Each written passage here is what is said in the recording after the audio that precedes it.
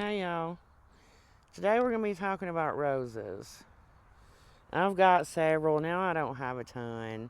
Roses are, a little more hard to take care of, especially here in the South.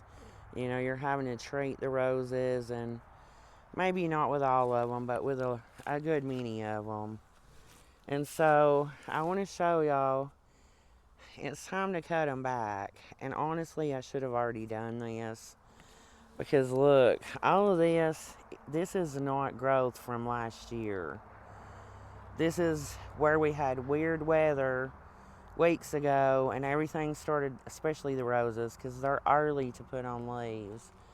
They'll start putting them on in January, but because of the weather, they were putting them on way before then. And so all of these have got to be cut back. Like I said, I've got several. They got to be cut back, and you've got to, if you're in the deep south or you're somewhere where you have to fight black spot and different diseases, you're going to have to remove most of the leaves. You really need to remove all of them. Now, with that being said, I've got some knockout roses. That is just, full transparency here. It is not happening that I'm removing all those leaves. They're big, they're bushy. It would take, several hours just removing leaves from knockout roses. So I'm not going to be doing that, but I will cut them back. And, remove, but like these are smaller. I can remove the leaves off of these. And I'm going to show y'all how I'm going to do that. It's really simple. Look how pretty the leaves are on this one. This one actually is a knockout rose. It's a red one. And I had you see this vine that's run all in it? You should never let that happen, by the way. But I had some black-eyed Susan vine that self-seeded. It self-seeds here every year, actually. And it's beautiful. I just let it run up this trellis last year. But this time I'm not going to let it run all over my rose bush here.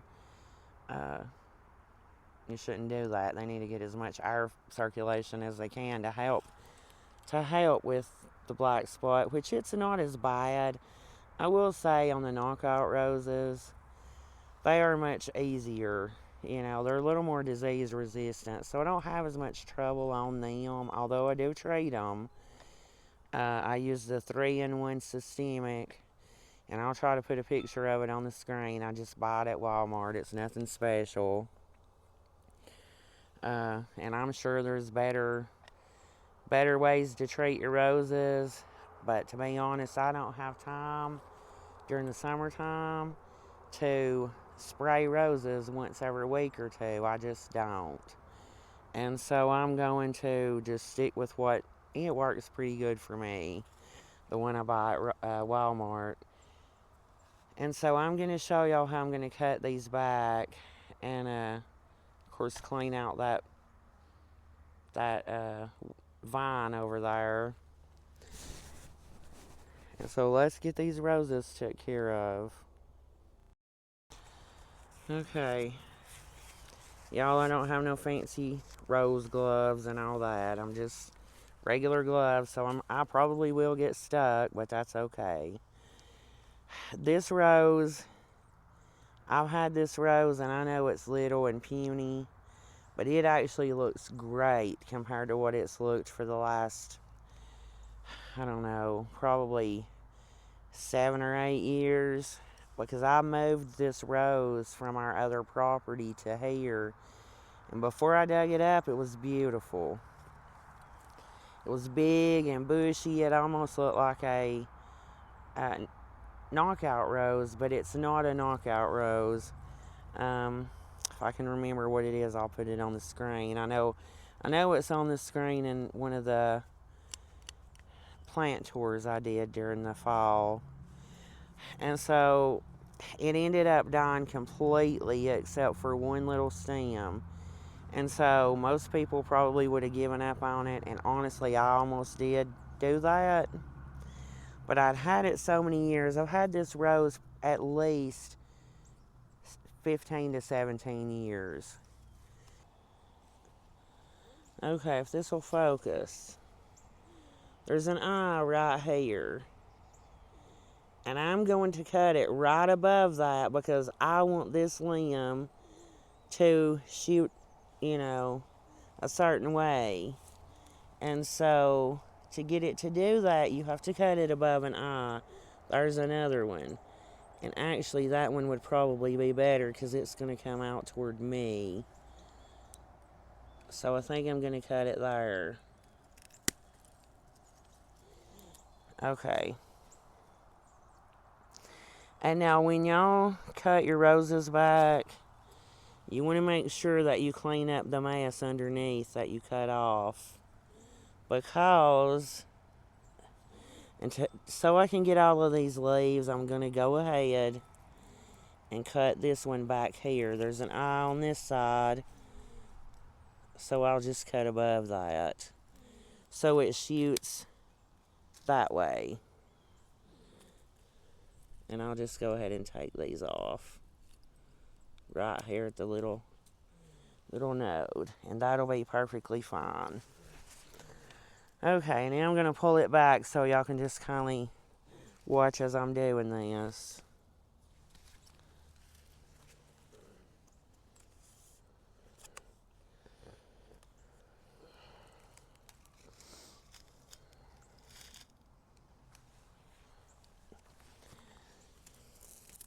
It's very simple. Now this one has an eye on the inside. I don't want to cut it above that eye because I don't want the limb to grow in toward you want it to grow out. So you're going to look for a different one. There's one right under it. I'm just going to throw these to the side over here. What I probably will do is come in here and take my leaf blower once I get all of this done. Once I get all of these roses cut, I will probably just come in here with my leaf blower. Now this limb is dead right here. See how that broke off? When you have a dead one, you just want to go all the way down to where it connects and cut it. But yeah, I'll just probably take my leaf blower and blow all of this out. And because you don't want to leave any of the leaves or any of these stems, especially if you have to fight. There was a dead one I missed. Especially if you have to fight black spot, which I do. Okay, I've got that one done. And you can see, now I could have cut back that one limb quite a bit more. And I may end up doing that. I may end up coming all the way back down to here. To kind of keep it all around the same. And you know what? I think I will go ahead and do that. I think I want to kind of keep it around the same. Kind of where it's not so wonky looking. That'll be much better. Yeah, that's a good spot. Now it's a little more in check, more evened out. Okay, now I'm going to move on to that one. And again, these are not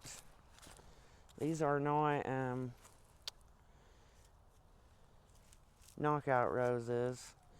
Now this one is pretty big. I actually think I'm going to bring this one down quite a bit. And that's a dead limb right there. Let's just go ahead and take that out. You want to make sure you remove the dead limbs. And look, this one, I don't know if that's showing, but this whole thing right here has died. So I'm going to take it all the way back to the ground.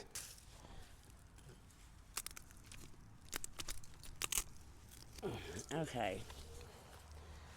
That one's out. So the rest of it, you can see, is alive and it's got leaves. So what I'm going to do is come in here and just, you want to take your roses back by a third, but you can take them back by a half. And you can even go a little more than that if you really, if you really need to. But I think cutting them back about a half is probably, cutting them in half is probably as far as I would go if I were, doing a heavy prune. And so I'm going to just take this one back by a third because I really like this one being tall. You want to also look for branches that might be crisscrossing. You don't want that. If you've got any that are crossing each other, like I don't have any that I see right now. Well, actually I do. Let me.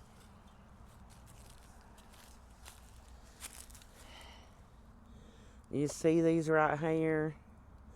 Where this one's fixing to be, it's crossing this one. You want to take this one off. You don't want that.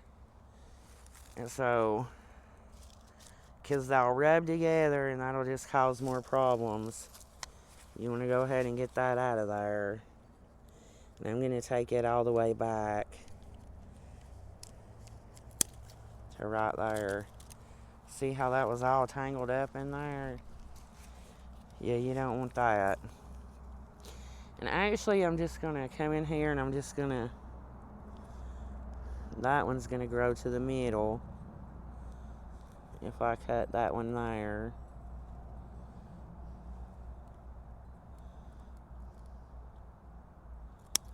Okay. Now, I'm going to have to take these leaves off, so I'm just going to cut this one back to here. And then I'm going to come in here and, I mean, this is not rocket science. And it's nothing to be afraid of. You're not going to kill your roses by pruning them back. At best, if you, don't know exactly what you're doing, you may end up with some branches that crisscross or, later. But if you've never pruned it, then you probably already have branches that are crisscrossing. But yeah, you're not going to hurt it. So just go ahead and take it on back. And then watch how pretty it is in the summertime. When you get all that fresh flush of blooms. And that one's done. And you can see it's still going to be decent sized. And I could have took that one back probably by, I don't know, another quarter or a third if I really wanted to take it way on back. But I kind of want to leave it where it's going to be bigger. That one is like really, really red, like blood red, dark crimson red. It's so pretty.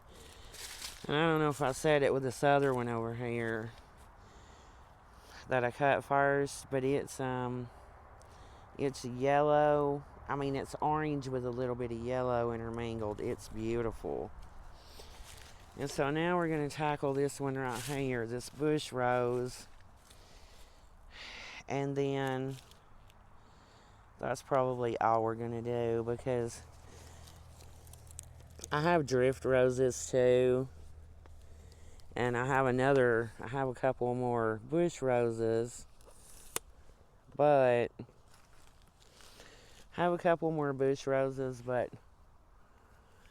I'm not going to do those today. Or I'm not going to do them on camera. There's no need.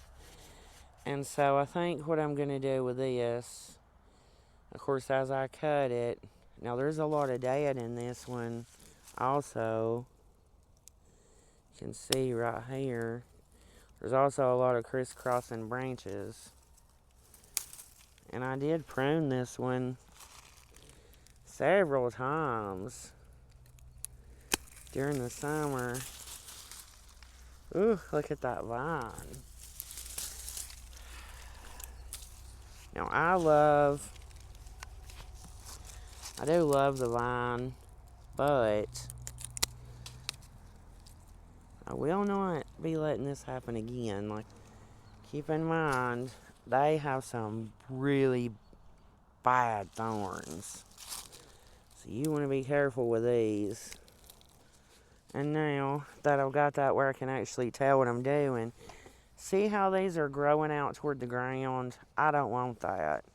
I want them to grow up. So what I'm going to do is come in here and find an eye that's going to be pointing upwards. That's where I want to cut it.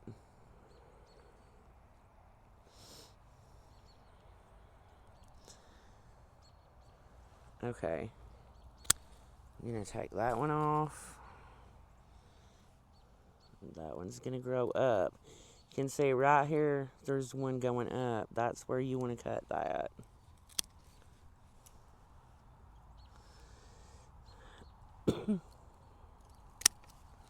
We don't need any more growing down.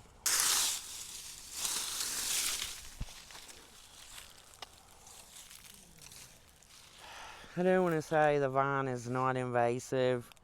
It just self-seeds, and if you don't want it to sprout up, you just, pull them up. They pull up real easy. And they're an annual, so. Okay, y'all, that's pretty much it. I'm done. And, like I said, just don't be afraid to cut your roses. It's just going to promote way more blooms. You'll be glad that you cut them when you do, after you do it. Just be careful with the thorns. That's the only thing I would, recommend is you just be careful with the thorns. But other than that, whack them back. I could have went back farther with this one if I wanted to. But I like it being full right here, because it's right here beside of what used to be a cattle panel tunnel. This is where I grow my green beans, my yard-long green beans and Chinese noodle beans every year. And who knows, maybe I'll throw some on this trellis next year. I didn't this last year. But it is neat because you can just walk through the tunnel and pick the green beans. That was what I really enjoyed about it. Okay, off topic. Anyways, that's all there is to do in your roses. Just whack them back and wait for them to re-sprout. Now, once they start putting on leaves, if you live like I do, where you have high humidity and, a lot of heat, you really do need to use some kind of spray, or like I use, the 3-in-1, to try to help with a black spot, because with the humidity and the heat, it will just be a matter of weeks. And so once these start putting on leaves, actual leaves again, it'll be time to go ahead and do the first round of it. And if I'm not mistaken, what I used last, I can't remember if it's 1 month or 3 months. I know I have to do it 2 to 3 times during the summertime. So I'm guessing it's probably every 60 to 90 days. I don't know. I'll have to put that on the screen. So yeah, they look much better. And now if I can just get everything else cut back, weather permitting, here in the next few weeks, we'll be ready for spring pretty soon. So until next time, bye.